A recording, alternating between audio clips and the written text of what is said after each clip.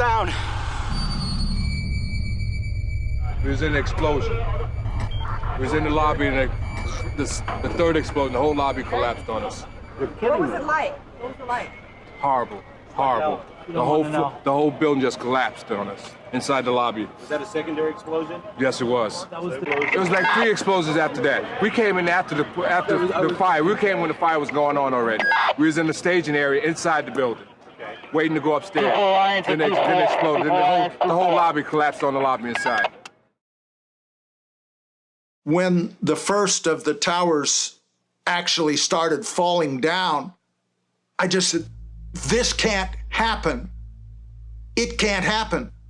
And then the other tower came down, and I said, this violates the laws of physics. It can't happen. Those aircraft and those fires could not cause those buildings to come down in that way. I am the highest ranking officer, I believe, that has ever gone public. That whatever that story was, the official story, was not true. When you look at the tower coming down, what you see are, at each floor, successive puffs of smoke. Puff, puff, puff, puff, puff, all the way down. What are the puffs of smoke coming from? Well, they claim they're from the collapsing floors. No, no, no. Those puffs of smoke are controlled demolition. That's exactly what they are, because that's exactly how they work. The most obvious hypothesis for anyone looking at the films, and that was a lot of people, is that the buildings came down because there was very carefully controlled demolition with high explosives that had been planted many weeks, if not months, before. Couldn't be nothing no more worse than this. You're in the building trying to help people, and it's exploding on you inside the building. So I don't think it could get any worse than this.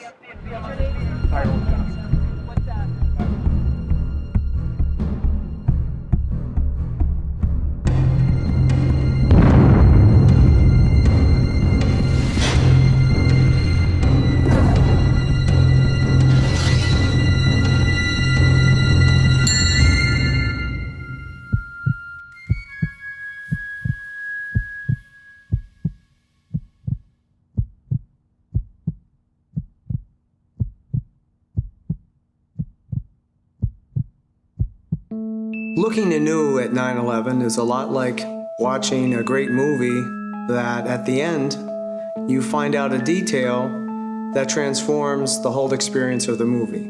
That the characters, the scenes, all have a different meaning that need to be reprocessed. Sometimes we go to see the movie again to understand what was actually happening that we didn't the first time. Reprocessing 9/11 will inevitably stir up new hurts. We've already been through the trauma, but now realizing that there's a different meaning cuts in a different way.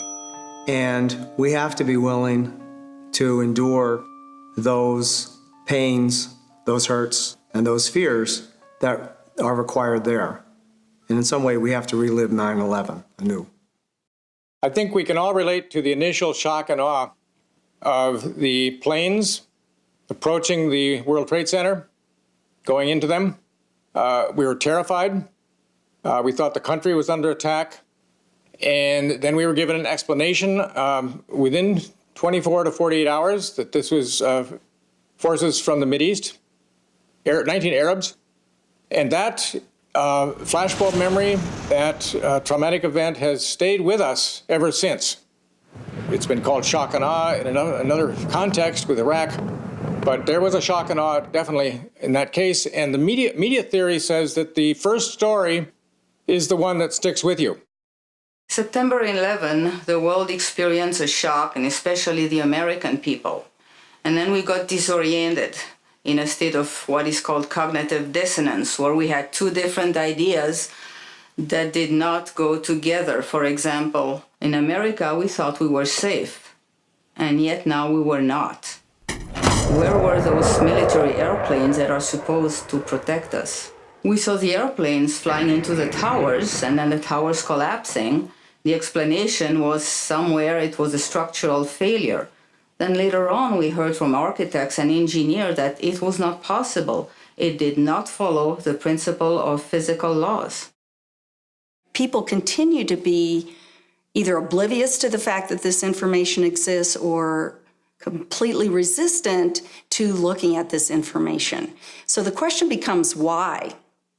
Why is it that people have so much trouble hearing this information? Now, as we know, the horrors of what happened on 9/11 were televised all over the world, and they were televised, in fact, live, so that millions of people witnessed that, and millions of Americans witnessed what was happening. We witnessed the deaths of almost 3,000 of our fellow Americans.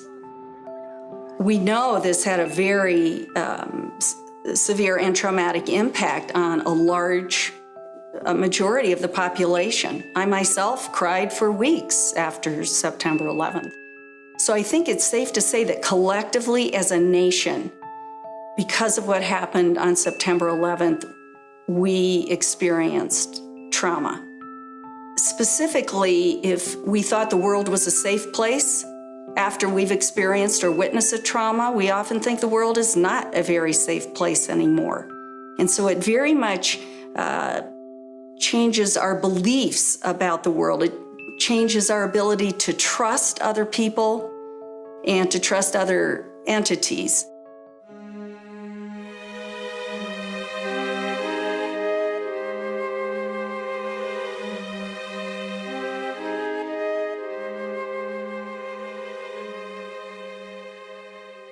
Many people have rightly commented that 9/11 is a religious issue. As a theologian, I agree with that.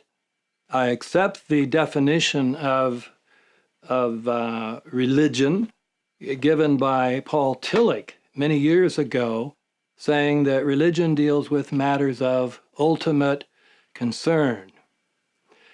Now, theologian John Cobb has stated that starting in the 15th and 16th century, we had a major shift in the understanding of religious concern.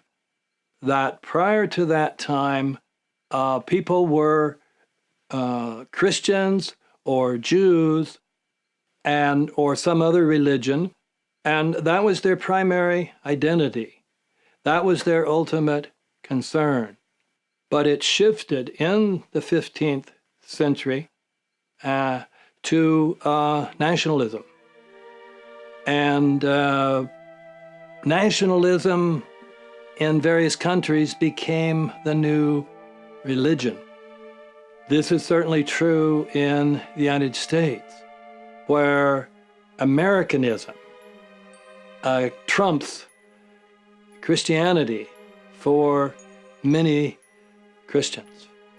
I gave a lecture a few years ago called 9/11 and Nationalist Faith. And in that, I argued that even though people who are Christians or Jews, and then if they're Christians, some particular type of Christianity, like the Presbyterian Church or the Methodist Church or the Catholic Church, they actually tend to subordinate that to their concern for America, for their devotion to America. I was interviewed by one of the well-known talk show hosts on television, and they came to the home and interviewed me, and it was going very well from my point of view, but the talk show hosts got very upset and finally just blurted out, "That's blasphemy." It is wrong, blasphemous, and sinful for you to suggest, imply, or help other people come to the conclusion that the U.S. government killed 3,000 of its own citizens because... And blasphemy is a religious issue. And he was treating Bush and Cheney as if they were religious figures, as if, frankly, they were members of the Holy Trinity. And so that was another great revelation to me, that for many people, their devotion to the country or even the political representatives of the country are more important and of religious importance than claims about what really happened on 9/11. So I think people need to think seriously through their own religious commitment, whether they're Christians or Jews or Muslims or Hindus or Buddhists. Think about what it is they are truly most ultimately concerned about. And if that is God, then they would say, truth is the most important thing. So I need to be open to the possible truth of the 9/11 truth movement, even if that is very threatening to me and to my commitment to my nation. A lens through which to understand the resistance that we all have against hearing information that contradicts our worldview or information about the official story of 9/11 is what social psychologists call cognitive dissonance. For example, with 9/11, we have one cognition, which is the official story of 9/11, what our government told us, what our media repeated to us over and over, that 19 Muslims attacked us. On the other hand, we have what scientists, researchers, architects, engineers are now beginning to tell us, which is that there is evidence that shows that the official story cannot be true, that 9/11 was most likely a false flag operation.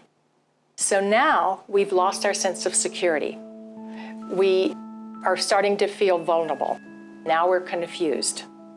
Now we have a choice, and we all have this choice. And what some of us will tend to do is deny the evidence that's coming our way and stick to the original story, the official story, and to try to regain our equilibrium in that way. Another thing we can do is decide to look at the conflicting evidence and be sincere and be open-minded and look at both sides of the issue and then make up our own mind about what reality is. One thing I would like people to know is that you don't need to be an engineer or an architect to see what happened to those buildings. I'm asked all the time, why should we not believe the experts and what they've told us? And I always answer with this simple story. One day when I was driving my truck down the road, my truck quit suddenly. And as I was waiting for the tow truck to come, I thought to myself, well, don't just sit here like a stool pigeon. Get out of your truck, open the hood, and look underneath the hood for anything that's obviously broken. And I did that, and I checked everything. I checked the oil, I checked the oil temperature, I looked for, fan belt broken, anything, obvious things. Nothing was wrong. But when the mechanic called me and told me that I needed a new engine because it had overheated, and because it had dropped its oil and overheated, I knew he was lying.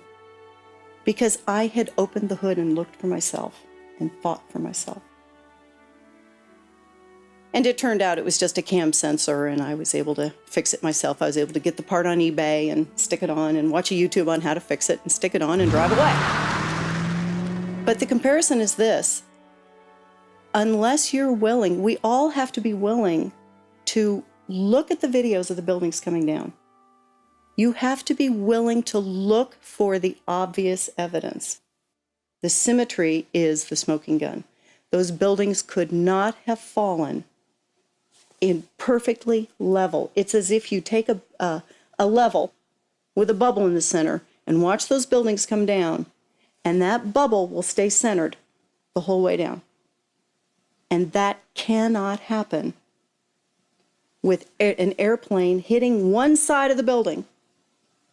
It cannot happen that when you have asymmetric damage, you will get a perfectly symmetrical collapse. And all you need to do is look at the videos and see that.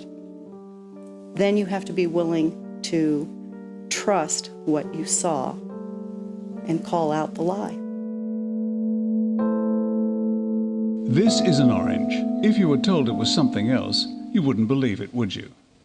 This is called visual identification based on experience. This building is about to be destroyed in what is called a controlled demolition. Buildings do not do this spontaneously. Successful demolitions require that all structural support columns collapse at virtually the same time. If they don't, or if something else goes wrong, the result will look something like this. This is World Trade Center 7 just before it collapsed on September the 11th, 2001. It had not been hit by an aircraft. It had been damaged by falling debris and minor fires. But by 5:20 p.m. the fires were still not a threat. Although the building was 47 stories high, it doesn't fall sideways, nor collapse unevenly. For this to have happened, all of the building's vertical supports must have given way at almost exactly the same time. Yet the Federal Emergency Management Agency reported that the collapse was due primarily to fire. But what does it look like to you? The National Institute of Standards and Technology still rules out a controlled demolition. Some 3,000 members of the families who were lost on 9/11 have been trying for years to get justice through our system for the losses that they have suffered. At virtually every step of the judicial process, when the United States government was called upon to take a position, it has been a position adverse to the interest of United States citizens seeking justice. This is a very important issue. It may seem stale to some, but it is as current as the headlines that we will read today. It is an issue that goes to the core of the United States contract with its people, that it is highly improbable that the 19 people could have acted alone. Yet the official position of the United States government has been that they did act alone, and that there is no necessity for further inquiry into the question of whether there was a support network. President Lincoln had a policy throughout the war that every message that came into the government, specifically into the State Department, was a matter of public record on a daily basis. His feeling was that if the support of the American people were going to be maintained in a war which was increasingly bloody, many loss of lives and loss of treasure, that it took the confidence of the American people that their government was conducting itself in an appropriate manner, and that the key to that confidence was disclosure. I wish we applied the Lincoln-esque standard to what happened in 9/11.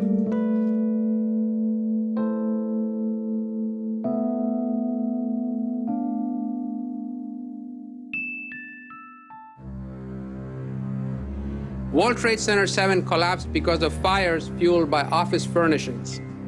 It did not collapse from explosives or from fuel oil fires. Alternative theories are really, none of them have been found to be credible in terms of why these buildings collapsed. Neither NIST or FEMA followed standard protocol for fire and explosion investigations, or just fire investigations for that matter. National Fire Protection Association Guide number 921 calls for saving the evidence and being prepared to justify why you wouldn't. It also calls for testing for accelerants and explosives when high-order damage is involved. NIST did not do this. In an office fire, you cannot generate enough heat to melt steel. And yet we have evidence of molten iron in the microspheres, in the rubble pile, and the metal pouring out of the side of the tower. We have found no evidence of that would suggest any kind of an explosive material that caused the buildings to collapse. I'm wondering, did you do any explosive residue testing on any item out of the building just to lay these ideas to rest? Answer to that is no, we did not do it. So the preconceived notion of NIST is that there's no evidence for explosives, and so there's no point in looking. That is the most unscientific thing that you can possibly think of, not to look because you don't expect to find evidence. And in fact, the evidence is overwhelming. I claim they're not doing science at all. They're doing propaganda or publicity or whatever they're doing, but it's not science. It's not playing by the rules of science.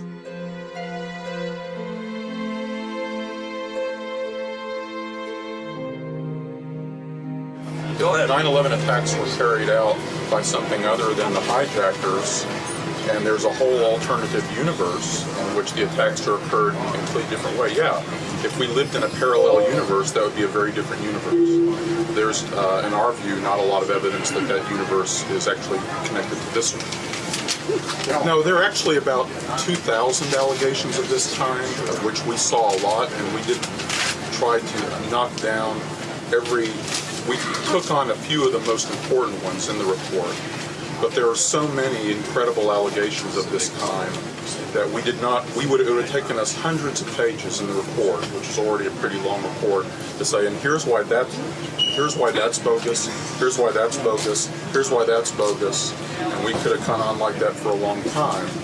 But we didn't do that because then what would have happened is you couldn't have sustained the narrative and the kind of report we wanted to provide. But we don't actually believe that there is the kind of controlled demolition scenario that you hypothesize. We don't find any persuasive affirmative evidence that that scenario actually is true. 6.5 seconds it dropped in 6.5 seconds. How do you account for that when it wasn't hit by a plane?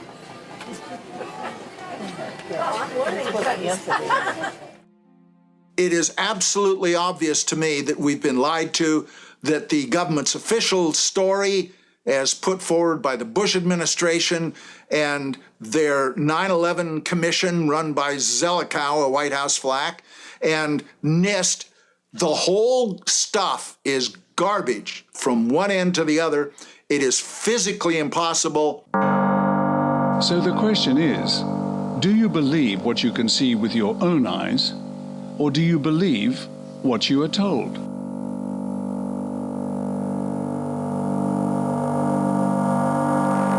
People differ in their ability to question authority. Stanley Milgram did a famous psychological experiment about 50 years ago, and in this experiment, 65% of subjects administered the final massive 450-volt shock to a participant that they believed had a heart condition who was screaming and pounding on the wall. 375 Now, they've done a number of replications of this study and have found that 61 to 66% of people were prepared to inflict what they believed was a fatal shock at the bidding of an authority figure. So roughly 2/3 of the public can show blind obedience to authority.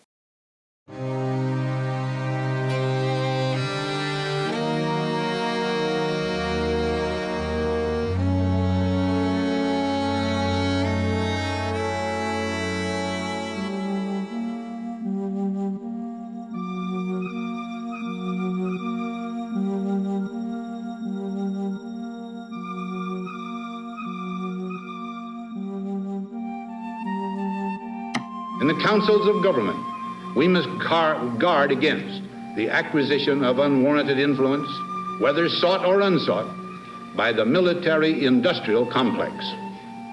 The potential for the disastrous rise of misplaced power exists and will persist. We must never let the weight of this combination endanger our liberties or democratic processes. we should take nothing for granted. Only an alert and knowledgeable citizenry can compel the proper meshing of the huge industrial and military machinery of defense with our peaceful methods and goals. For we are opposed around the world by a monolithic and ruthless conspiracy that relies primarily on covert means for expanding its sphere of influence, on infiltration instead of invasion, on subversion instead of elections, on intimidation instead of free choice, on guerrillas by night instead of armies by day. It is a system which has conscripted vast human and material resources into the building of a tightly knit, highly efficient machine that combines military, diplomatic, intelligence, economic, scientific, and political operations. Its preparations are concealed, not published. Its mistakes are buried, not headlined. Its dissenters are silenced, not praised. 3 shots were fired at President Kennedy's motorcade in downtown Dallas. I can't honestly say that I've ever been completely relieved of the fact that there might have been international connections. You mean you still feel that there might have been? Well, I have not completely discounted. We have before us the opportunity to forge for ourselves and for future generations a new world order. When we are successful, and we will be, we have a real chance at this new world order. What is at stake is more than one small country. It is a big idea, a new world order. Now we can see a new world coming into view. A world in which there is the very real prospect of a new world order. What happened at 9/11 is we didn't have a strategy, we didn't have bipartisan agreement, we didn't have American understanding of it, and we had instead a policy coup in this country. A coup, a policy coup. Some hard-nosed people took over the direction of American policy, and they never bothered to inform the rest of us. I went downstairs, I was leaving the Pentagon, and an officer from the Joint Staff called me into his office and said, I want you to know, he said, sir, we're going to attack Iraq. And I said, why? He said, we don't know. He said, I said, well, did they tie Saddam to 9/11? He said, no. He said, but I guess they don't know what to do about terrorism, and so they think, but they can attack states, and they want to look strong, and so I guess they think if they take down a state, it will intimidate the terrorists. And, you know, it's like that old saying, he said, if the only tool you have is a hammer, then every problem has to be a nail. And then I came back to the Pentagon about 6 weeks later. I saw the same officer. I said, why haven't we attacked Iraq? We still going to attack Iraq? He said, oh, sir, he says, it's worse than that. He said, he pulled up a piece of paper off his desk. He said, I just got this memo from the Secretary of Defense's office that says we're going to attack and destroy the governments in 7 countries in 5 years. We're going to start with Iraq, and then we're going to move to Syria, Lebanon, Libya, Somalia, Sudan, and Iran. Now, did anybody ever tell you that? Was there a national dialogue on this? Did senators and congressmen stand up and denounce this plan? Was there a full-fledged American debate on it? Absolutely not. And there still isn't. Wolfowitz and Cheney and Rumsfeld, and you could name a half dozen other collaborators from the Project for a New American Century. They wanted us to destabilize the Middle East, turn it upside down, make it under our control. They told us why they had to do it. They said, we need to occupy Iraq permanently in order to dominate Iran, Syria, Saudi Arabia, and the southern Russian republics around the Caspian Sea. We need to control the entire Middle East and all its oil. This war in Iraq has nothing to do with national security or freedom or democracy or human rights or protecting our allies or weapons of mass destruction or defeating terrorism or disarming Iraq. It has to do with money, it has to do with oil, and it has to do with raw imperial power. What I found to be very helpful in understanding our current situation are names. Names can help us get our mind around certain concepts. For example, the term false flag operation. A false flag operation is usually a violent act perpetrated by one's own government or group and scapegoating another group of people for the purpose of convincing the population to go to war abroad and to restrict liberties at home. When we do some research into false flag operations, we find that they are probably government's most dependable way of getting support for war. In naval warfare, a false flag refers to an attack where a vessel flies a flag other than their true battle flag before engaging their enemy. It is a trick designed to deceive the enemy about the true nature and origin of an attack. In the democratic era, where governments require at least a plausible pretext before sending their nation to war, it has been adapted as a psychological warfare tactic to deceive a government's own population into believing that an enemy nation has attacked them. In 1931, Japan was looking for a pretext to invade Manchuria. On September 18th of that year, a lieutenant in the Imperial Japanese Army detonated a small amount of TNT along a Japanese-owned railway in the Manchurian city of Mukden. The act was blamed on Chinese dissidents and used to justify the occupation of Manchuria just 6 months later. When the deception was later exposed, Japan was diplomatically shunned and forced to withdraw from the League of Nations. In 1962, the U.S. Joint Chiefs of Staff authored a document called Operation Northwoods, calling for the U.S. government to stage a series of fake attacks, including the shooting down of military or civilian U.S. aircraft, the destruction of a U.S. ship, sniper attacks in Washington, and other atrocities, to blame on the Cubans as an excuse for launching an invasion. In August 1964, the USS Maddox, a U.S. destroyer on patrol in the Gulf of Tonkin, believed it had come under attack from North Vietnamese Navy torpedo boats, engaging in evasive action and returning fire. The incident led to the Gulf of Tonkin resolution, authorizing President Johnson to begin open warfare in Vietnam. It was later admitted that no attack had occurred, and in 2005 it was revealed that the NSA had manipulated their information to make it look like an attack had taken place. Johnson said, "We may have to escalate. I'm not going to do it without congressional authority." And he put forward a resolution, the language of which gave complete authority to the president to take the nation to war. The Tonkin Gulf Resolution. And events afterwards showed that our judgment that we'd been attacked that day was wrong. It didn't happen. In 2001, attacks in New York and Washington were blamed on Al-Qaeda as a pretext for invading Afghanistan. These are but a few of the hundreds of such incidents that have been staged over the centuries to blame political enemies for attacks that they did not commit. The tactic remains in common use today, and will continue to be employed as long as populations still blindly believe whatever their governments tell them about the origins of spectacular terror incidents.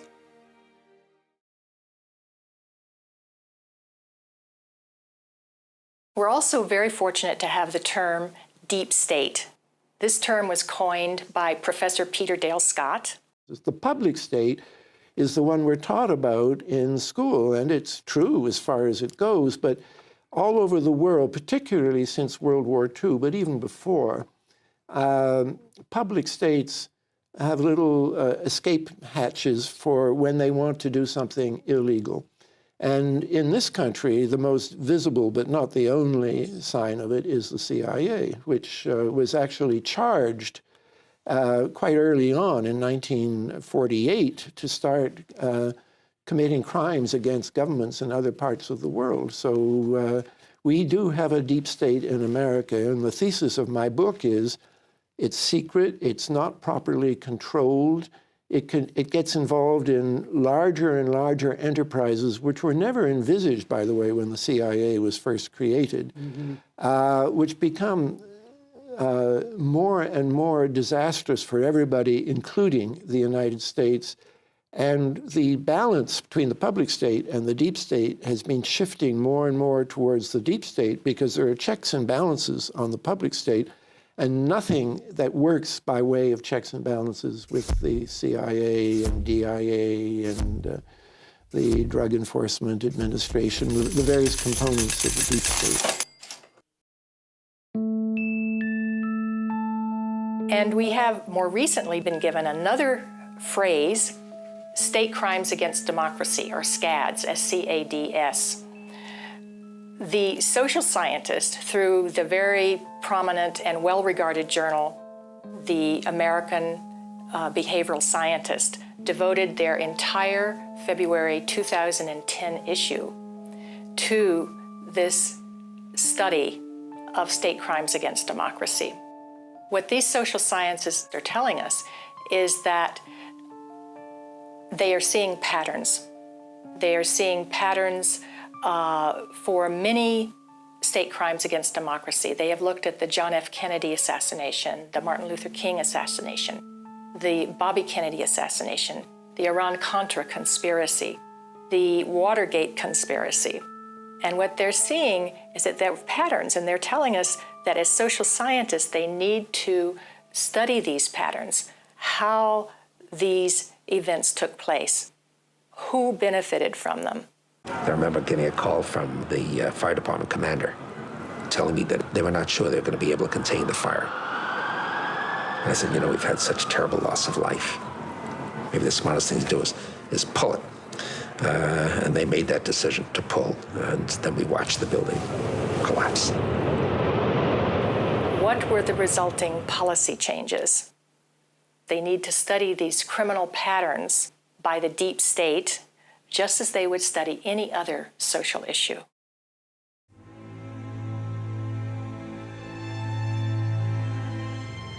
Numerous false flag events have been used to justify wars in the past.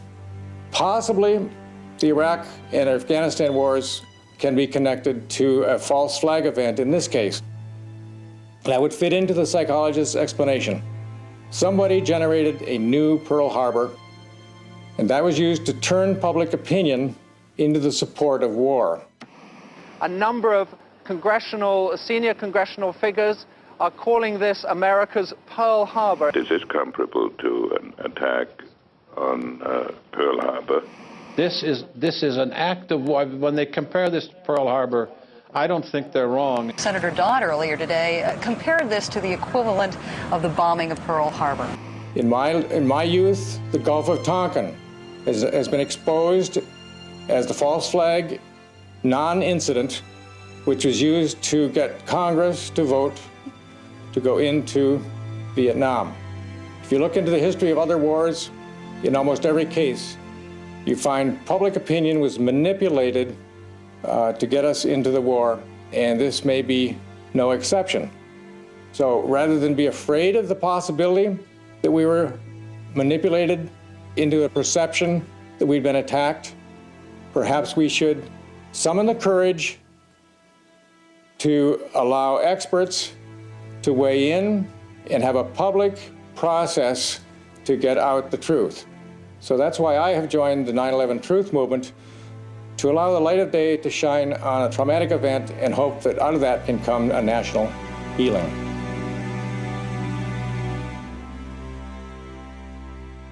When I was first presented with the idea that 9/11 was an inside job, that 9/11 was a false flag operation, I said, well, give me the evidence. So he sent me some evidence, some websites. I looked at them and didn't find the evidence convincing. So I went back to the work I was doing. 6 months later, somebody else sent me information. So I looked at it, and this time it clicked.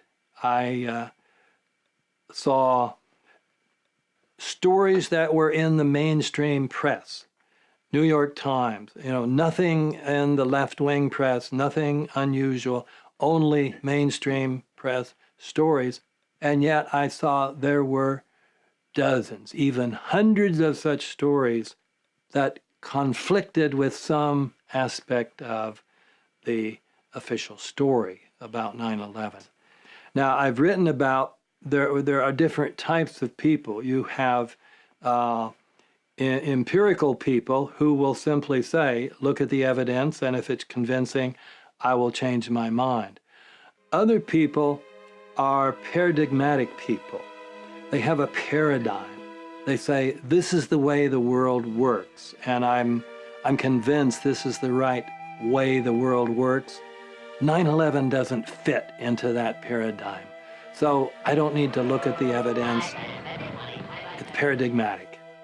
And then there is a third type of person that we often call wishful thinkers. I call it wishful and fearful thinking. So they simply will not believe something that they fear to be the truth.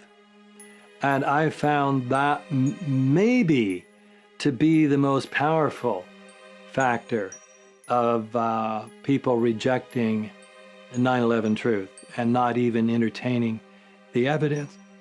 I had one woman, after I presented what I thought was a very convincing lecture, she came up to me and she said, I simply refuse to believe what you've said because I do not want to live in a country where the leaders would do such a thing.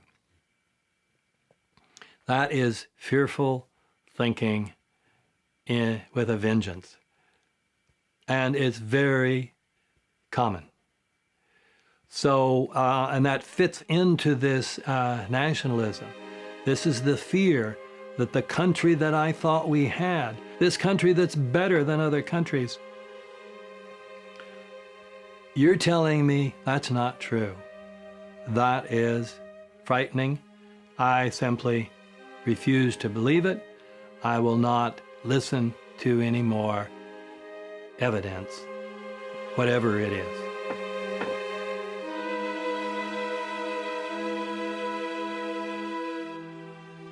Now, I've noticed as I've spoken with people about 9/11 that I get some very interesting, spontaneous reactions from people. I believe that every one of us will be able to relate to these reactions because most of us bought the official story about what happened on 9/11 completely, and then we were shocked when we discovered evidence to the contrary. Fran, I refuse to believe that many Americans could be that satanically treasonous. Someone would have talked. Now, this reaction is very interesting because it contains two assumptions. Number one, that if 9/11 is a false flag operation orchestrated by elements within our government, that it would have required a large number of people to have pulled it off. The second assumption is that somebody would have had a conscience and would have talked. But these are beliefs. They are not scientific facts. But these beliefs do keep us from looking at the empirical evidence. Whenever we say, I refuse to believe, we can be sure that the evidence that's coming our way is not bearable and that it's conflicting with our worldview much too much. Another reaction, Fran, you can't expect someone to let in information that turns their world upside down. If this were true, up would be down, and down would be up. My life would never be the same. Another said, have you lost friends talking about this issue? And by the way, that's a very important statement. I think that is at bottom what most of us fear, is being ostracized. And by the way, the answer to this is, no, I have not lost any real friends, but I have had very good friendships severely strained. And that's the nature of this subject. When we introduce an idea that is paradigm shifting to a person, this is to be expected. Here are some very honest responses that I've heard. I must admit that I seriously resist anyone messing with my worldview. I wouldn't want to live in a world where such a thing could be true.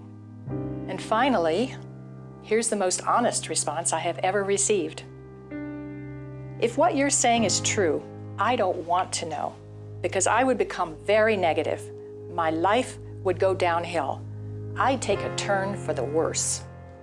So as I thought about all of these responses, I realized that what is common to every one of them is the emotion of fear.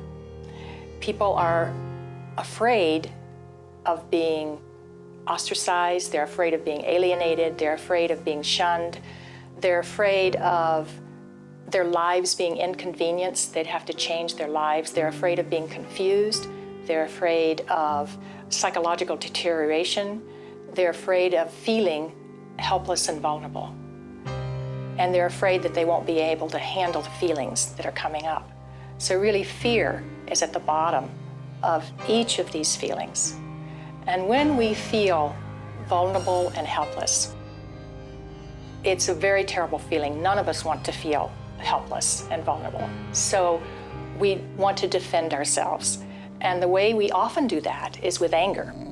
So then we become angry. And when we become angry, then we become indignant. We become offended. We want to ridicule the messenger. We want to pathologize the messenger. And we want to censor the messenger. On the day of 9/11, I saw the second plane crash into the South Tower. I got to the TV just in time to witness that. And then later in the day, I was standing alone in my kitchen and was suddenly hit with what I think of now as Jewish paralysis. As a person of Jewish heritage, I suddenly got the extremely frightening sense that this was a very coordinated attack by the Arab world on the Jewish people. And there was no particularly rational reason for me to be thinking that. I just remember that I felt that very strongly on that day.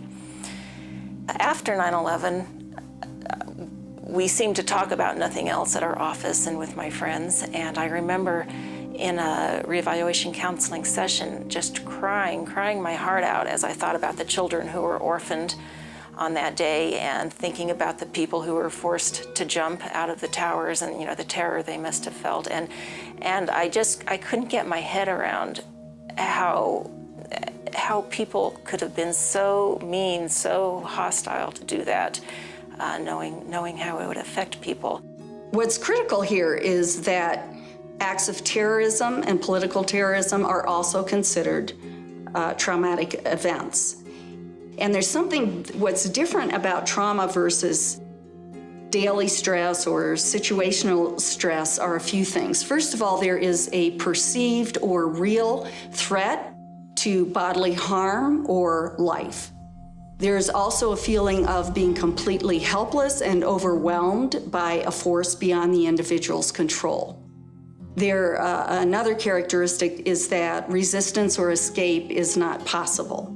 So these are the characteristics of traumatic stress. Now, what's very interesting about that is about trauma is that actually witnessing a traumatic event can have the same psychological impact as actually being in the event. Well, fear is kind of the beginning of everything. Goering at Nuremberg gave an interview off the record, and somebody, a bright journalist, just said, how on earth did you pull it off, you Nazis, to get the Germans, who were a civilized people for several hundred years, to turn into the bloody Huns and go to war, create concentration camps? And Goering said, well, no sensible man is ever going to join your army and risk getting killed unless there's a strong reason. And that's fear. And we knew how to create it. The Bolsheviks are coming, or whichever enemy of the weak it was. The Poles are coming, the Czechs are killing the Sudeten Germans, and they'll try and kill you too. Well, just look what's been done now in the name of freedom and liberty. The fear is constant, and it's just, for instance, every child of 9 outside the United States knows that Saddam Hussein had nothing to do with al-Qaeda and nothing to do with Osama bin Laden. As a matter of fact, the two men despised each other. Every day for months, one day it would be the vice president, the next day it would be the president. We got to take care of evil all over the world, bring them back dead or alive. Now, if the people hear that from what they assume is their president, elected president, they're bound to believe it's bound to, there's some residue that stays in people's heads. They can't keep lying all that much. And so with terror, they have been able to come up with the USA Patriot Act, which nobody seems to be able to get their hands on. I can't find it, which shreds our civil liberties. And we're now at war with just about everybody. We're talking about possible strikes against Iran, North Korea, Syria. We have gone barbarous. We have gone back 2,000 to 3,000 years in human history to almost pre-Roman times. And the rationale among themselves is we got to have that oil. Well, the money we spend on a war, we could develop an alternative to fossil fuels. It's not all that, it's not that far away in the future. But we don't. We prefer the wars.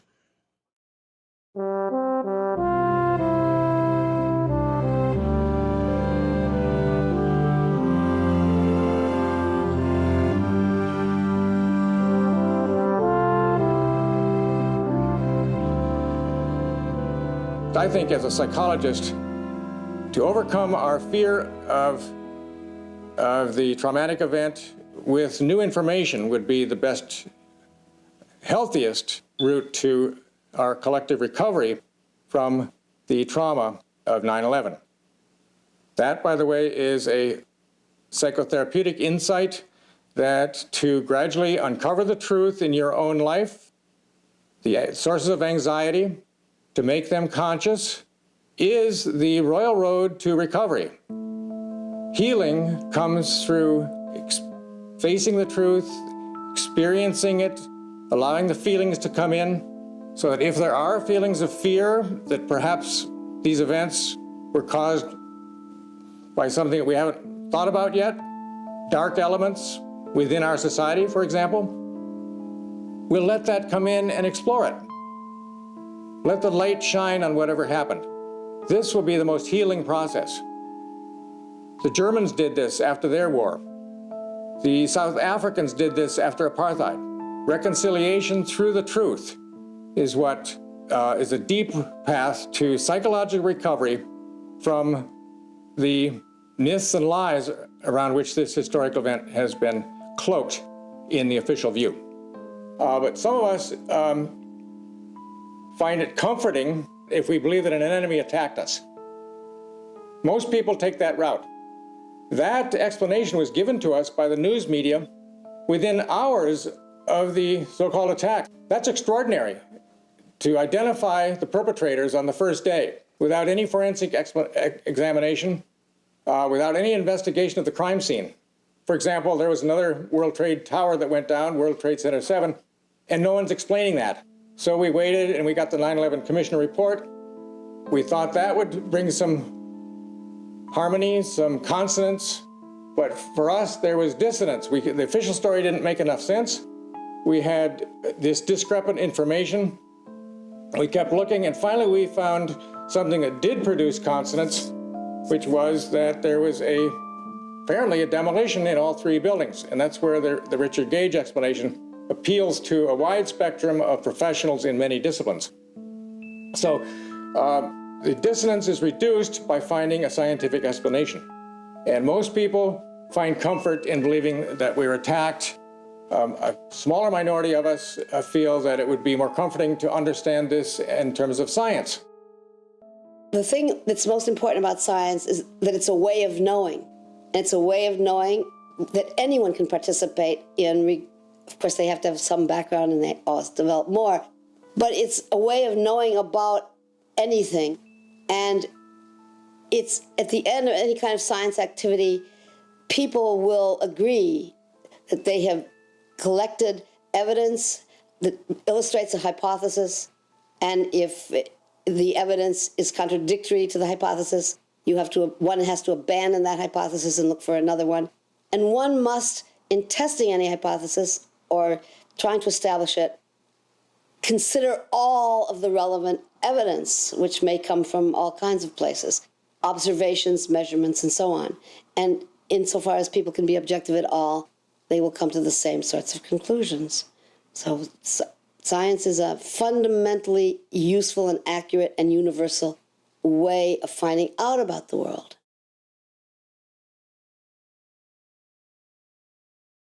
NIST received $20 million of taxpayers' money to determine why and how World Trade Center 1 and World Trade Center 2 collapsed following the initial impacts of the aircraft, and to this day they have not done so. This is why Architects and Engineers has kept pressing NIST, asking them to publish their data in regards to the potential energy released during the downwards movement of the upper stories and the absorptive capacity of the intact structure below the collapsed zone. Structural engineers do this every day. This is not rocket science. You have the known weight of this building mass. You have what are known columns below it in order to resist it. You let it go in your models and you calculate what the resistance is. Why didn't they do it? Could it be because they knew darn well that it would not have collapsed at all?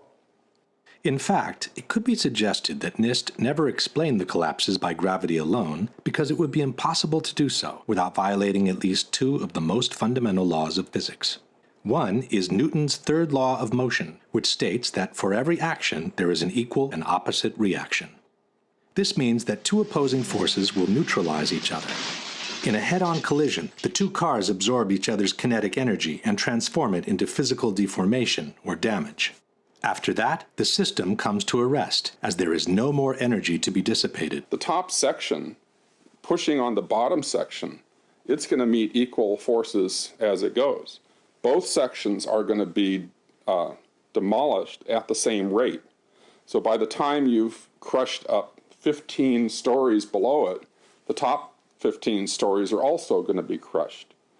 And so there's nothing left now to crush the rest of the building. Something of this kind is what we should have seen when the top section of the towers collapsed onto the lower one. The upper and lower sections should have mutually destroyed each other until all the energy is dissipated and the system comes to a rest. Alternatively, as shown in this experiment with two towers made of snow, the top section could have fallen off to the side after the initial collapse. What could not have happened is this. A little tiny chunk of the building can't possibly fall and crush the entire structure below it. This is such a simple, fundamental concept that architects and engineers were astonished in seeing it totally ignored by NIST. This is high school physics. And our whole society is being led to believe that these fundamental laws of physics, hard science, don't apply anymore. But even if we assume that the top section of the tower had enough potential energy to destroy the rest of the structure below, it could not have done so at the speed it did, which was near freefall speed. That would have violated an even more important principle in physics, known as the law of momentum conservation. This law states that the total energy within an isolated system must always remain the same. As we have seen, the energy can be transformed within the system, from motion to physical deformation. But for the deformation to begin, the velocity must decrease in order for one kind of energy to be transformed into the other. No new energy can be added to the system. One particular example of momentum conservation is freefall. Freefall happens when the only force applied on an object is gravity. This means that all the potential energy contained by the object is converted into vertical motion. As soon as the falling object hits an obstacle and breakage occurs, the speed must decrease because some of its energy needs now to be converted into physical breakage. It takes energy to break things apart, and that energy must come from within the system. Thus, the falling rock cannot keep falling at free fall speed and break apart at the same time because it doesn't have enough energy to do both. Let's go now to the Twin Towers and ask a simple question. Assuming that the top section on the left contains enough potential energy to destroy the rest of the tower, and assuming we dropped both upper sections at the same time, which one would hit the ground first? It would be the second, of course. As it finds no obstacles in its path, the section on the right would quickly accelerate to free fall speed and maintain it all the way to the ground. The section on the left instead needs to use some of its energy to destroy the structure below, so it could never achieve free fall speed. In the case of the Twin Towers, however, both upper sections fell with an acceleration close to free fall speed, as if their path had been practically free from obstacles. It took each tower between 10 and 12 seconds to collapse to the ground, while an absolute free fall time would have been 9.2 seconds. In other words, both upper sections of the towers found enough energy to destroy 80,000 tons of healthy structure below, while accelerating to near free fall speed. This is, as we have said, absolutely impossible by gravity alone. The law of momentum conservation won't allow it. A building cannot do free fall with a huge steel structural system in place to support it. The Twin Towers could not have come straight down through the resistance of 80,000 tons of structural steel at the speed of practically free fall. That just would not happen. If in fact it actually hit and made an impact, it was effectively crushing anything, pushing hard on this core structure below it, the core structure is going to push back equally hard. And that's what's going to cause the top section of the building to slow down.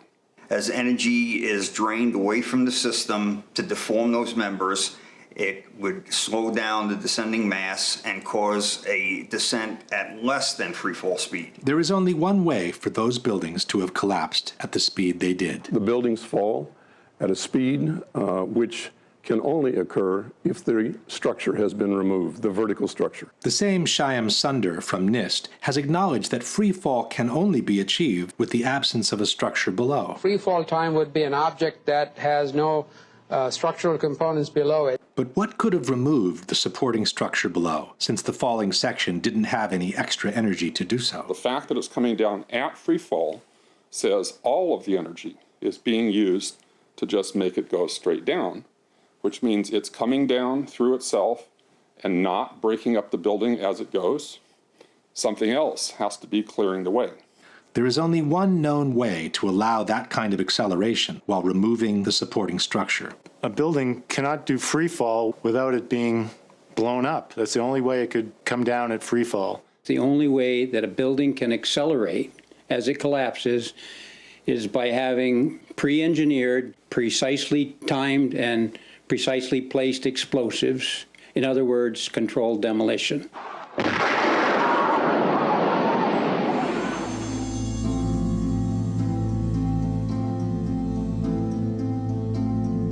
In March of 2004, I went with my brother on a protest march commemorating the first anniversary of our invasion of Iraq.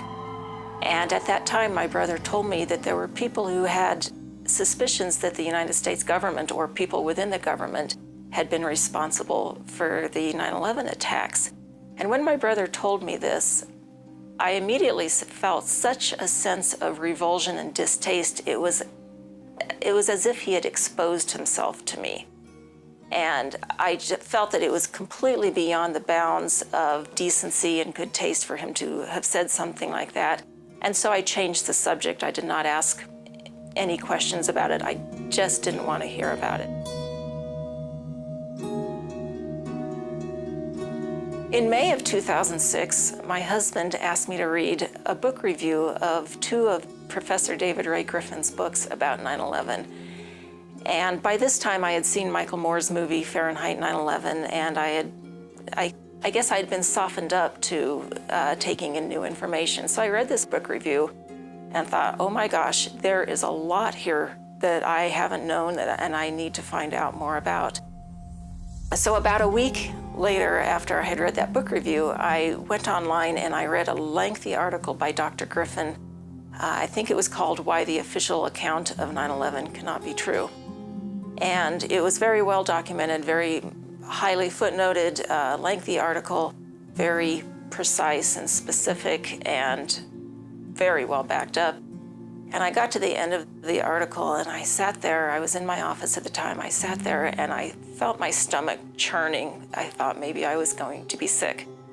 And I leaped out of my chair and ran out the door and took a long walk around the block, around several blocks, and just broke down. I understand now that what was happening was my worldview about my government being in some way my protector, almost like a parent, had been dashed, and it was like being cast out into the wilderness, I think is the closest way to describe that feeling. And I sobbed, felt like the ground had completely disappeared beneath my feet. And I knew at some point during the walk that I knew that I was going to have to become active in educating other people about this, that for me to retain any sense of integrity, I was going to have to take some action. I couldn't just let something like this go. We are experiencing a public reaction to our quest for the truth. What we experience almost universally is marginalization. We're told, well, you don't represent the mainstream, you're a bit kooky, we're going to scapegoat you, we're going to dismiss you. Psychological terms can be used to hurt people as well as to help people. And we can marginalize people. We can say that they're nuts if they believe something that the majority of us do not believe. This has been happening with people who've been learning about 9/11 and are trying to do something about it. We get called things like conspiracy theorists. It can be a very difficult thing to be called. People call your sanity into question. They call your common sense into question. They call your judgment into question. You may be much better versed on a subject than they are, but if their views are in line with the majority opinion, they feel that they have grounds to judge you and to marginalize you. And as a society, it's not just person to person that we marginalize people. Our media will marginalize people. The government will marginalize people for having unpopular views. And so this is something that people who are looking at 9/11 are very much up against. Another thing that happens is that we human beings tend to have a need for closure. And simply not knowing is uncomfortable. We're taught that, we're supposed to know, and we don't want to appear stupid, and we want to have an opinion for everything. And so when there's this societal pressure to not only have an opinion, but to reach closure about something, and then once we have come to our opinion, whatever that is, it can be very difficult to challenge it. And then something that goes on with people is this phenomenon of scapegoating. And scapegoating goes back to the ritual back in the Old Testament when the rabbis would recite the sins of the people over in the heads of goats and then send them out to the desert, where presumably they would be attacked or killed or whatever. But it was a ritualistic way of transferring the guilt or the blame of the people onto these goats, who are then called, of course, scapegoats. And when something bad happens, or something, especially something that's just terrible or preposterous or very, very evil, there's an immediate need to find out who did it, find fault, adjudicate the blame, and then punish the transgressor. And so what happened right after 9/11 is that this is our country, and even though most of us, of course, are not New Yorkers, we took it personally. This is something that happened to us. It wasn't just something that happened to the 3,000 people who died. This is something that happened to me and to my country, and people identify with that. And so there's this, first there's this sense of fear, and oh my God, it could have happened here. And I remember people in San Francisco and even Kansas were afraid that they might be bombed, in the next couple of weeks. There was this idea that America's under attack and we've got to do something. And one of the things that we need to do is we need to identify the enemy and punish them or fight against them or do something about it. And so there was a scapegoating of Osama bin Laden first, and Arabs and terrorists, and later, and then we got into this whole thing on the war on terrorism. And so once this connection with an identified scapegoat has been made, and he becomes a channel for our, fear and anger and even fury and hostility, then that becomes difficult to dislodge, and people become comfortable in knowing that we have found the enemy, we have found the problem, and we are doing something about it.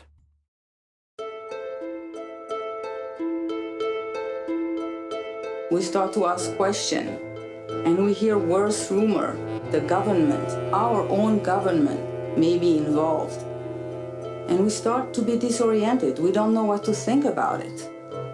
It's like having hot and cold at the same time. Something cannot be hot and cold at the same time.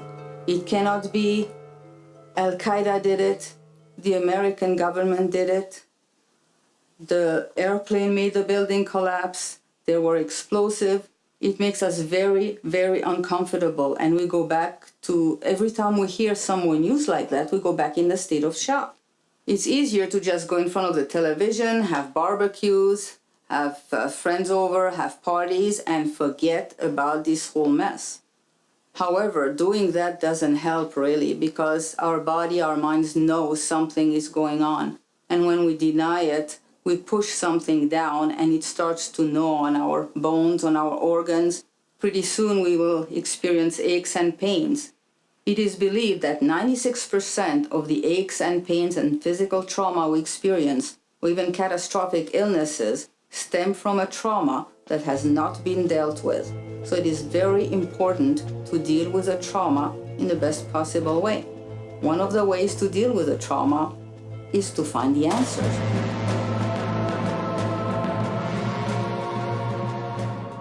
A lot of people have been wondering why there has been this massive level of denial of people around the incidents surrounding 9/11. And I think there are several reasons for this. One is that we tend to be creatures of habit, and beliefs are habits, just like, eating, drinking, or sleeping. And we tend to believe and then become attached to and even identify with our personal beliefs, and then we'll defend them if they're challenged in any way.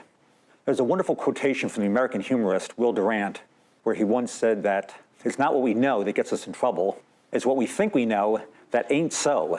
One of our most cherished beliefs is the belief in American goodness. We've been taught since the time we were little kids that America is the leader of the free world, that this is the land of the free and the home of the brave. We wave the flag. And I remember, when growing up watching Superman, at the end of every episode, they would talk about the fight for truth, justice, and the American way. This is something that all of us is very close to in our hearts. Metropolitan newspaper fights a never-ending battle for truth, justice, and the American way.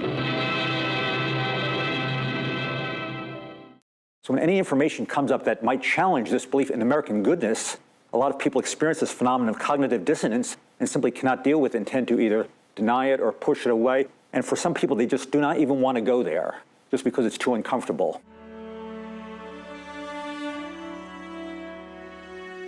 We face a lot of difficulty looking at 9/11 objectively. We've all been raised to believe that we're in the greatest country that ever existed, that this couldn't happen here. Our founding fathers did not make the same mistakes. They were perhaps excellent psychologists. They knew human nature. They knew that man was capable of great harm, great evil. They also knew man had great good. They knew that they could create a system based upon values: liberty, democracy, freedom from cruel and unusual punishment. They never made the mistake of trusting individuals or individual systems. They knew, with a healthy skepticism, that people and power would always seek to undermine democracy. 9/11 Truth challenges some of our most fundamental beliefs about our government and about our country. We are indoctrinated from an early age to believe that America is good and that we are exceptional. We are the shining beacon in the darkness, a voice for freedom and justice. This patriotic indoctrination is carried out by schools, the military, churches, the media, and other institutions. It's repeatedly hammered home throughout our lives, over and over and over again. No wonder Americans go into denial at the suggestion that our government committed a crime against its own people. Many people respond to these truths in a very deep way. Some have a visceral reaction like they've been punched in the stomach. To begin to accept the possibility that the government was involved is like opening Pandora's box. If you open the lid and peek in a little bit, it's going to challenge some of your fundamental beliefs about the world. Some people might think that if you believe in 9/11 truth or question the official story, that it means you can't love your country, or that we would feel bad about our country. Our country does have phenomenal ideals. Those ideals transcend any government or individuals. Those ideals the founders set up so for us to practice and to fight for. Our system was never designed to provide a free ride for us to loaf and not continue to safeguard liberty and freedom. But the ideals of our country are great, and they are still possible for us, and we should continue to fight for those. 9/11 is central to marshaling the public will to move in a direction that it doesn't want to go, to become a different kind of country, not the country that we grew up in, but a foreign country that with foreign values of torture, illegal wars, threats to our emotions, threats to our sense of safety. This is terrorism. It's terrorism by our government. These things should not be tolerated. Unless we want to tolerate the being led in a direction on false information, then we need to be closer to the truth.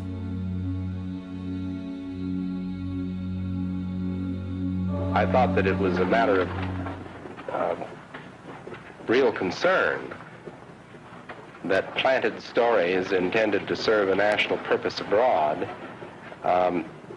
came home and were circulated here and believed here, because this would mean that the CIA could manipulate the news in the United States by channeling it through some foreign country. Now, we're looking at that very carefully. Do you have any people being paid by the CIA who are contributing to a major circulation American journal? We do have people who submit pieces to American journals. Do you have any people paid by the CIA who are working for television networks? This, I think, gets into the kind of getting into the details, Mr. Chairman, that I'd like to get into in executive session. At CBS, we had been contacted by the CIA. As a matter of fact, by the time I became the head of the whole news and public affairs operation in 1954, the ships had been established, and I was told about them and asked if I'd carry on with them. Do you have any people being paid by the CIA who are contributing to the national news services, AP and UPI?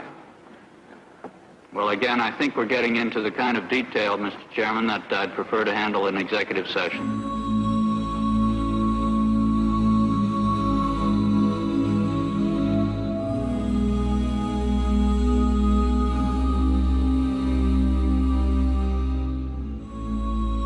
The media seems to function as the prime enabler of the 9/11 events.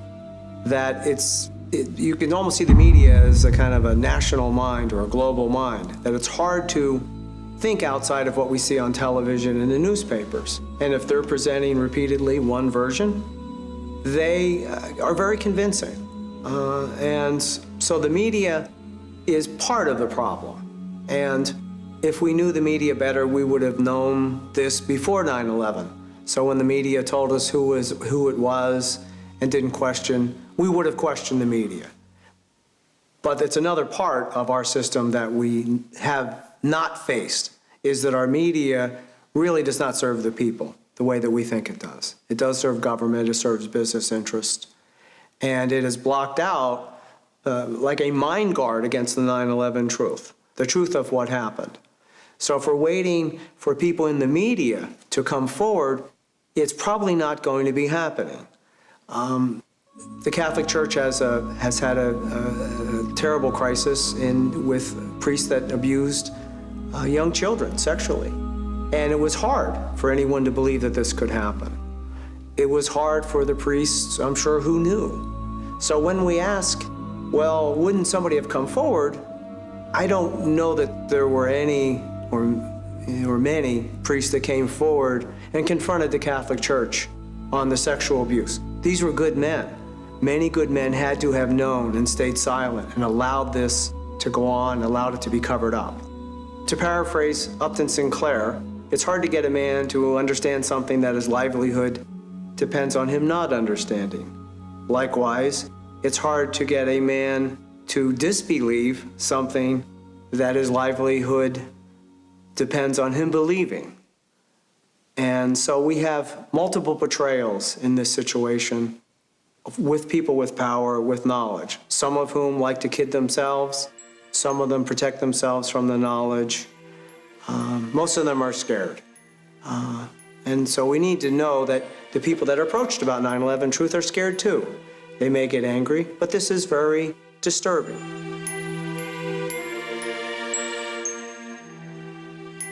One of the great flaws that the Greeks told us about and warned us was excessive pride.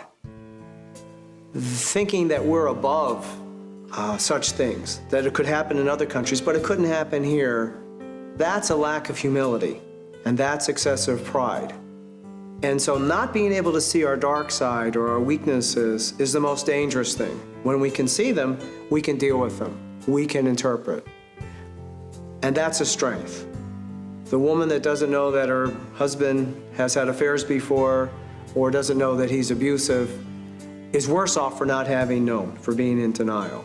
Knowing the truth is empowering, and we can cope with that. We've coped with the Great Depression, we've coped with World War II, we've coped with a great number of things, and it would get our country back on track in the values that we believe in, and there wouldn't be anything stopping us from being the kind of country that we believe we are. The observation that pride is one of the basic human flaws is absolutely correct. This is especially true for Americans because we, for a long time, looked at other nations and say, oh, they're in such bad shape. But luckily, we don't have those problems. We don't have leaders who would do those things that were done in the Soviet Union, or done in Germany, or done in Japan, and on down the list. So this is a type of pride. A feature of American history that makes us particularly liable to this pride is this notion that's called exceptionalism, that America is the exceptional nation. And that began from the beginning. As this country was formed, the people would say, well, there was so much evil in the European countries, so much cheating, so much lying, so much using the people for the ruler's purposes, but not in America. We have leaders that are free from those sins. So I think this has made 9/11 particularly difficult for Americans. We find that the Europeans in the 9/11 movement don't have such a problem. We found that the Japanese don't have a problem. They do not believe the United States is the exceptional nation in this sense, that we are somehow, our leaders are above the sins that affect other leaders.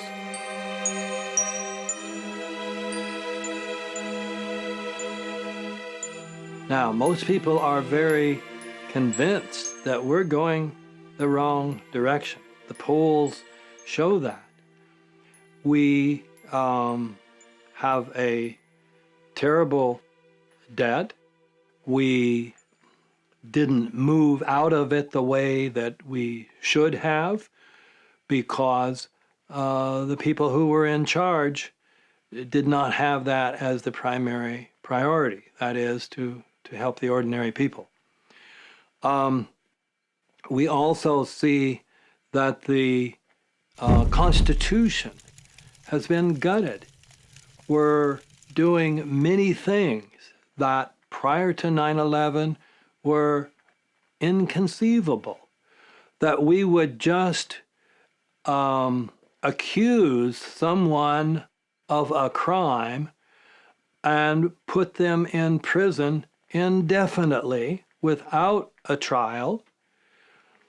And this has happened to many people, including many Americans. We have this, what's called extraordinary rendition, where people have been taken out of the United States or some other country and taken to a third country where they will be tortured. We know there has been an enormous amount of torture.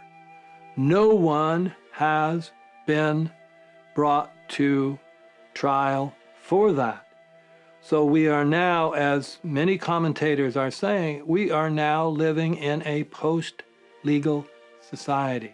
We're living in an unlawful society where is it lawful? That question no longer counts. What happened with the killing of bin Laden? Most commentators say it was murder. No one will be punished for that. In fact, the president's poll ratings will go up, have gone up. So there are many things that people would say in the last 10 years, this country has gone way downhill, not only economically and militarily, but legally, spiritually. Our own self-respect is being undermined, is being destroyed by the things that the government is doing, and nobody is held accountable. We have these two wars, both of them illegal, both of them based on lies, both of them killing.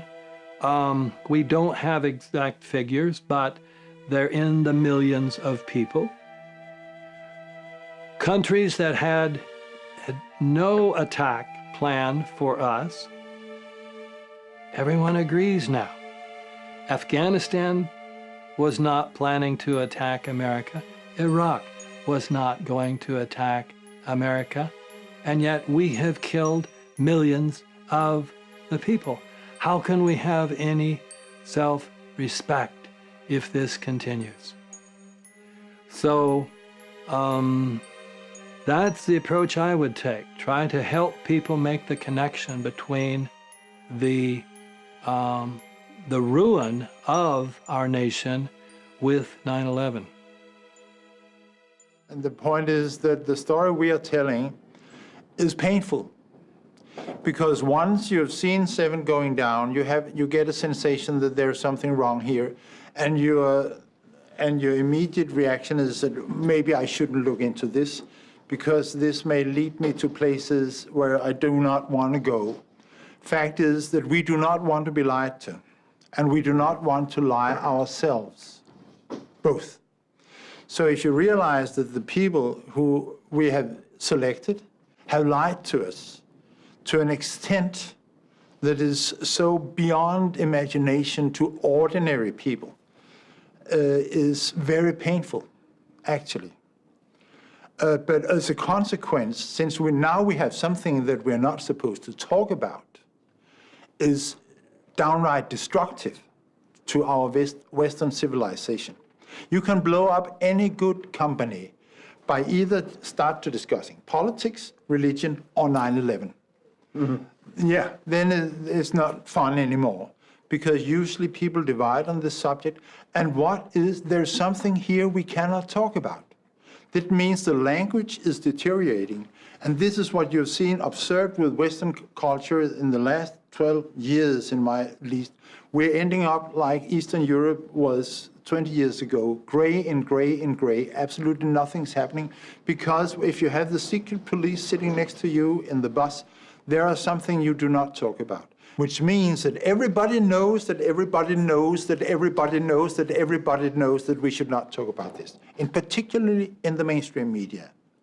As a consequence, it's true, marriages are breaking up, families are breaking up, parents are not talking with their children, children are not talking with their parents because of this.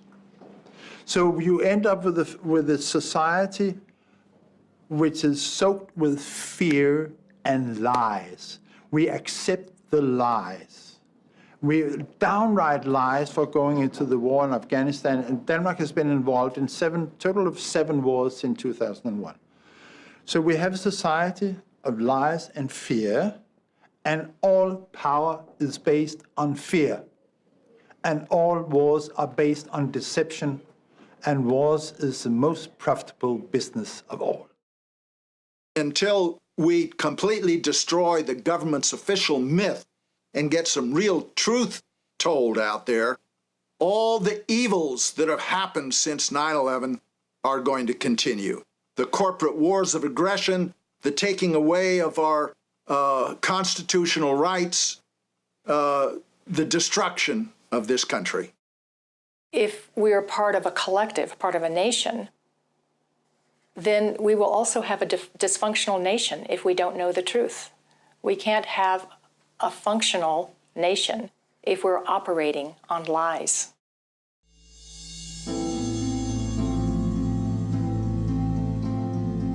I've come across a song by a performer named Weird Al Yankovic, which sort of sums up what I was feeling, what I've heard other people talk about when they had to deal with the 9/11 information. And the lyrics go, everything you know is wrong, black is white, up is down, and short is long, and everything you thought was so important doesn't matter. That was what it was like. It was like a very sudden shift in my priorities and what I thought I needed to be doing with my life, in just how I regarded the entire world and how I regarded the people in it.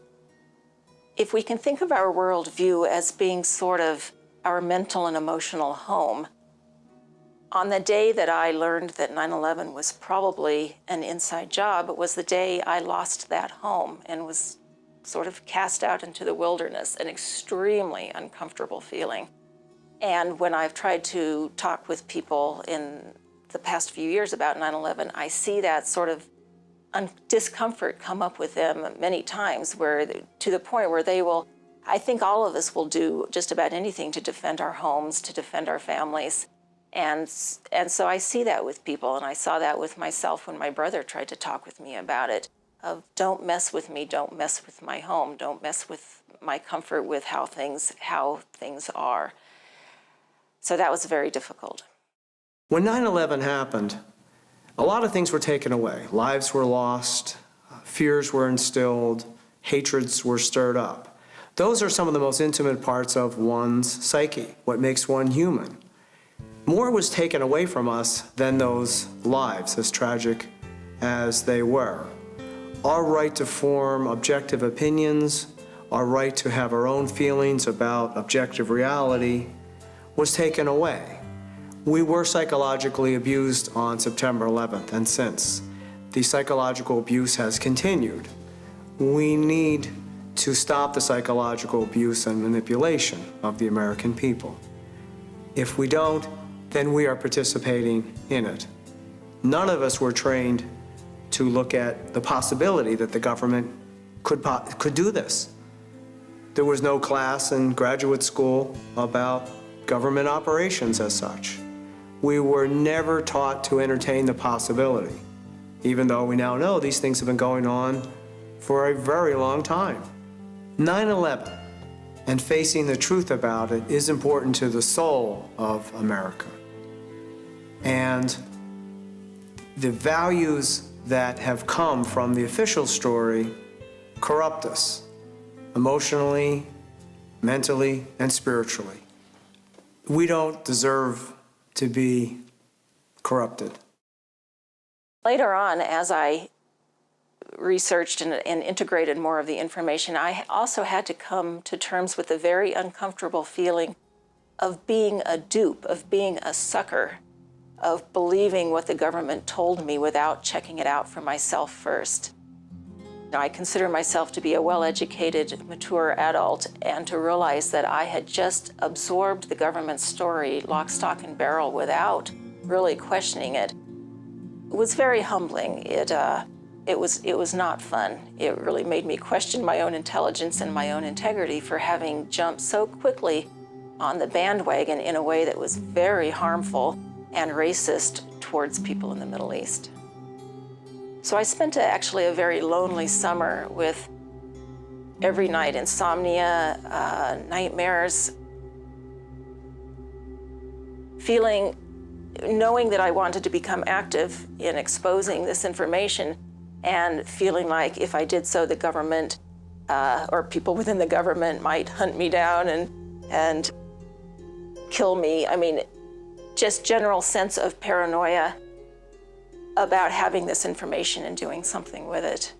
And so it was a very long, very difficult summer for me. But during that summer, I also spent a huge amount of time reading everything I could get my hands on about 9/11 and becoming more and more sure that the official account was a complete lie and that something needed to be done about it. In this case, the people that we rely on to gather the evidence aren't. It's sort of like calling the police and the police won't investigate. And then you find out, oh, one of the police officers did it and is covering it up. We know we've been lied to about 9/11. We don't know for sure who did it. We don't know exactly how they did everything. And that's why we need a new investigation to find out. Regardless of what anyone thinks about how it happened or who caused it, there's no question that the Bush administration took advantage of that to deceive the Congress and the American people into unnecessary and illegal wars of aggression, into cramming down our throats the Patriot Act and the Military Commissions Act. And these evils are going on now, even under a different administration. And so it's obvious that whichever party is in power, the American people absolutely need the truth of 9/11.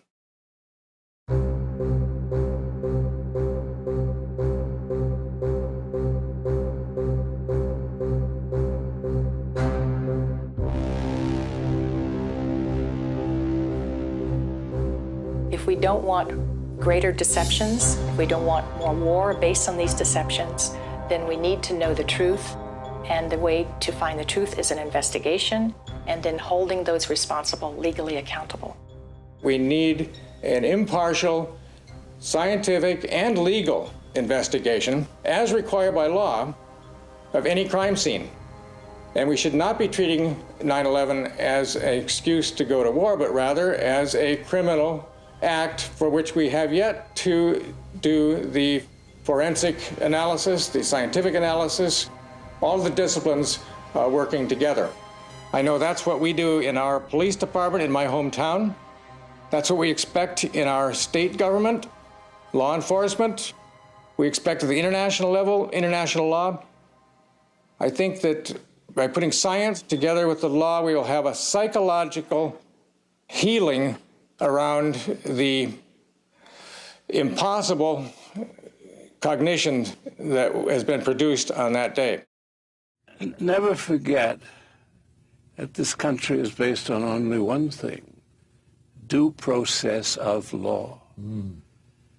And that just has stayed with me ever since. And the other day, when they got rid of habeas corpus, which took some doing, but it was done after 700 years, we lost it. And I kept thinking of my grandfather, and I could hear his voice in my head: due process of law. Without that, we are nothing. The cycle we're going through right now is the same cycle as victims of domestic violence are going through. We feel helpless. We feel hopeless. We need answers. We need to get out of this control zone that we are in. And I think it's of utmost importance to have a thorough investigation by neutral professional to give a serious answer, both from the scientific and the legal point of view.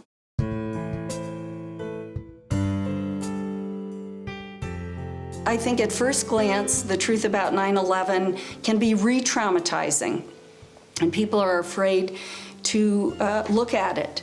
But if handled with empathy and with compassion, I think the truth about 9/11 allows us to connect with people. It empowers us as survivors of this in going through or taking actions about it.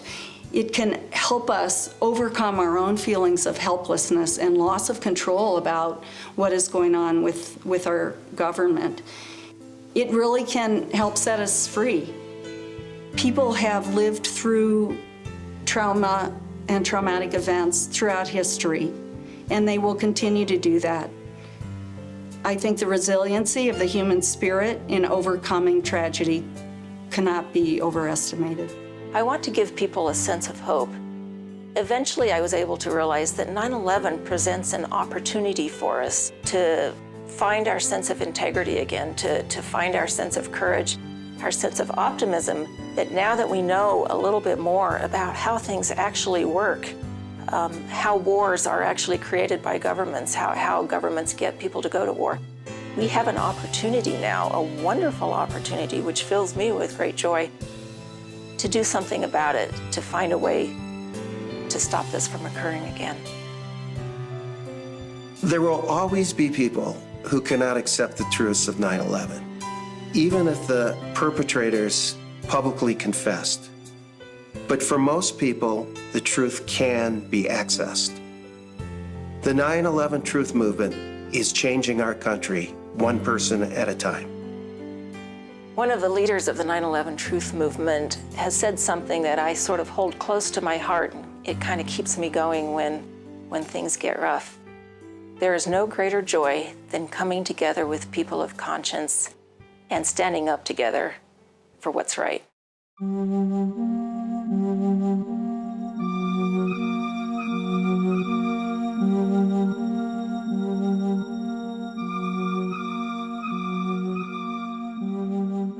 Psychology professionals are concerned about the silence in America. The silence about what happened on September 11th, 2001. Secrets make us sick, they tell us. Secrets make us psychologically unhealthy. Whether held in silence within us as individuals or held in silence by an entire nation. These psychologists say that we're ignoring the elephant in the room.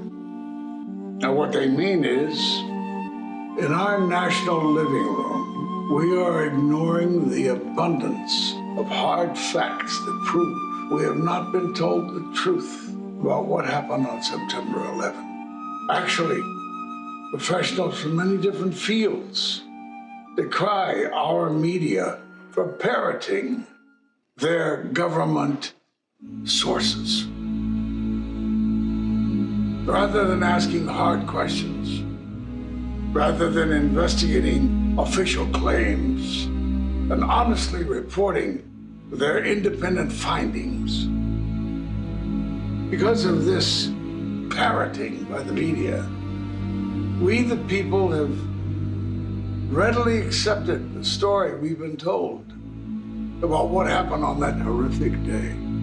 That horrific day. A day that drastically changed our world.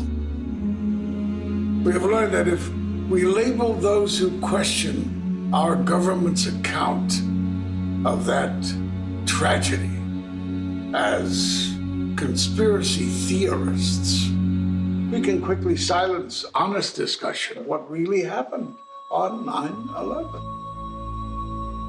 Yet if we listen closely to their questions, instead of silencing or ignoring them,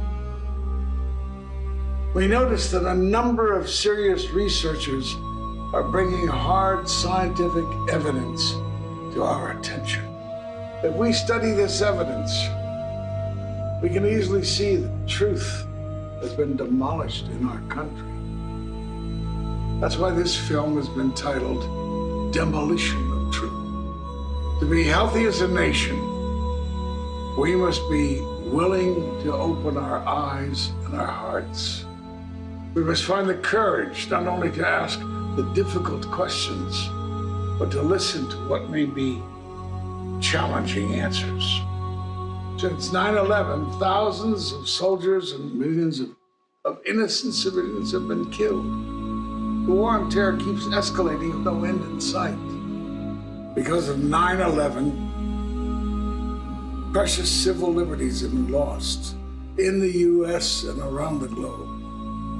We Americans can be subject to searches and seizures without a warrant. We can be detained or imprisoned indefinitely without charge, without evidence, without a lawyer, without a trial. The psychology professionals in this film tell us that looking at the truth of 9/11 isn't easy. 9/11 was traumatic, and looking anew at 9/11